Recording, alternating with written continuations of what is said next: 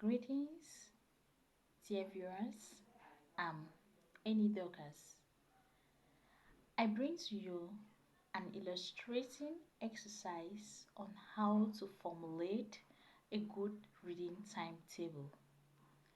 This will enable you to ease the process of studying.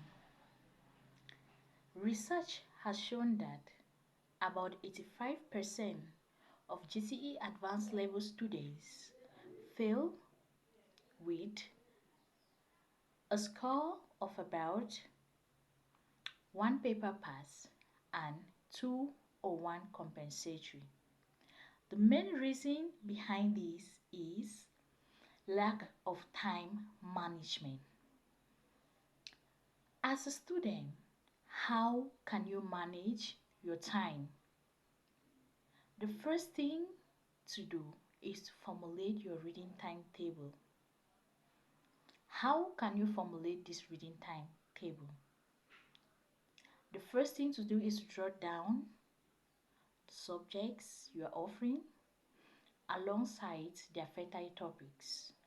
For example, if you are offering economics, you have to jot down topics like national income or demand and supply. Jotting down some of these topics will help you to know the exact topics to read detailedly and understand them well at your fingertip. The second thing you have to use in formulating your reading timetable is your GCE timetable. Your GCE timetable will help in the placement of your subjects on your reading timetable. For instance, economics is usually written on the first days of the exams.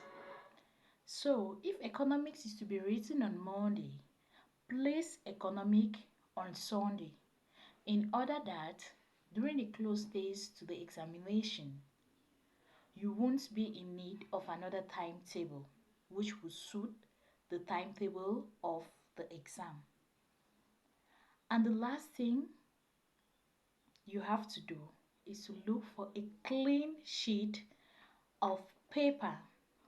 And on that clean sheet of paper, you have to rule your lines. The first column, as on mine, has to be reserved for days of the week. That's from Mondays to Sundays.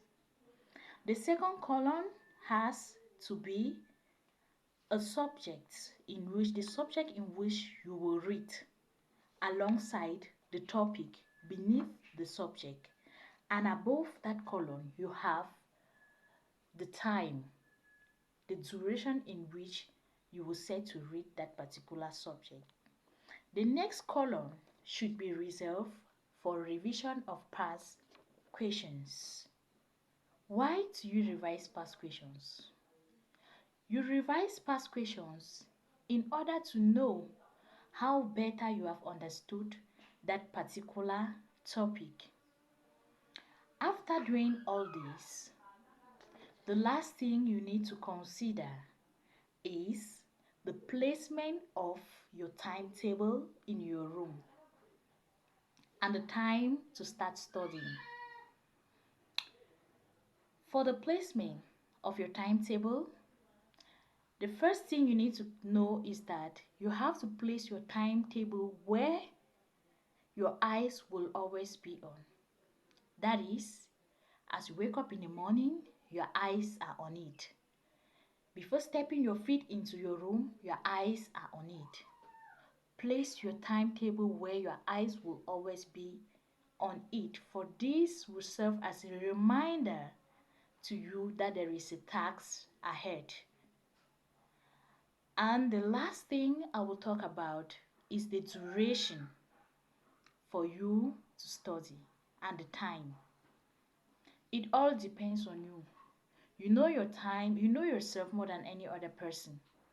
If you are that kind that you can read for 5 hours, you will know how to allocate the time for each subject and topic. If you are that type that you read for 1 hour, you equally know how to manage that time for it to suit your system.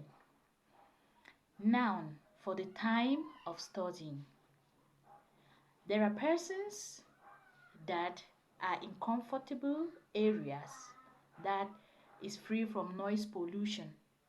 You can begin reading from 8 or from 9. And for people whom systems are, are in such a way that they have to rest for a while before reading, you can rest and wake up at 11 a.m., 11 p.m. rather, and start studying. Thanks for watching. See you next week. Feel free to drop your comments. Thank you.